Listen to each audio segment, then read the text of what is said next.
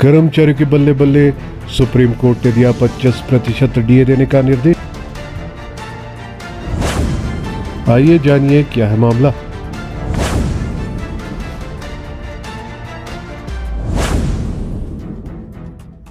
जिस आवाज को बार बार नजरअंदाज किया गया, आज उसे देश की सबसे बड़ी अदालत ने सुना है। वर्षों से बकाया महंगाई भत्ते की मांग कर रहे पश्चिम बंगाल के सरकारी कर्मचारियों को आखिरकार राहत मिल गई है। सुप्रीम कोर्ट ने वो फैसला सुनाया है जिसका इंतजार लाखों परिवार कर रहे थे। आइए जानते हैं आखिर क्या है मामला। पश्चिम बंगाल में लंबे समय से सरकारी कर्मचारी और राज्य सरकार के बीच महंगाई भत्ते यानी कि डीएनएस अलाउंस को लेकर टकराव चल रहा था। कर्मचारियों का आरोप था कि राज्य सरकार केंद्र के समान डीए दरें लागू नहीं कर रही है, जिससे उन्हें आर्थिक रूप से नुकसान हो रहा है।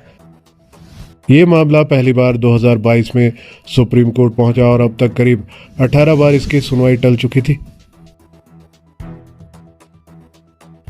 सुप्रीम कोर्ट ने दिया आदेश। सुप्रीम कोर्ट की जस्टिस संजय करोल और जस्टिस संदीप मेहता की पीठ ने शुक्रवार को राज्य सरकार को 3 महीने के भीतर कर्मचारियों को 25% बकाया डीए का भुगतान करने का अंतरिम आदेश जारी किया है।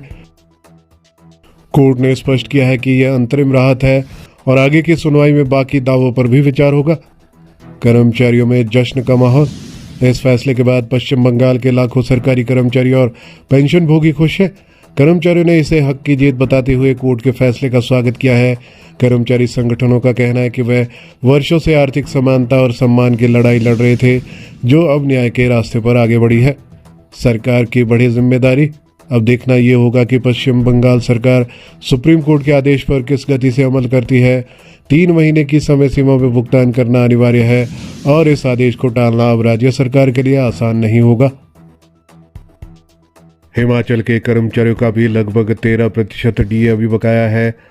हालांकि 15 मई से कर्मचारियों को 3% डीए देने की घोषणा सीएम सुखविंदर सिंह सुक्खू ने बजट भाषण के दौरान की थी, लेकिन उसके बाद सीएम सुक्खू ने इस डीए को 1 जून से देने की बात कही।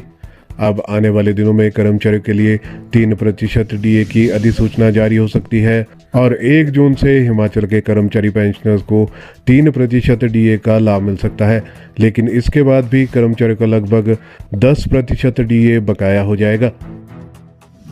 हालांकि कर्मचारी व पेंशनर्स के लगभग नए वेतन आयोग के एरियर की 10 से 12 हजार करोड़ की देनदारी बाकी है। हिमाचल के कर्मचारियों की भी उम्मीद है कि उनका बकाया डीए व नए वेतनमान एरियर की बकाया राशि जल्द सरकार जारी करेगी।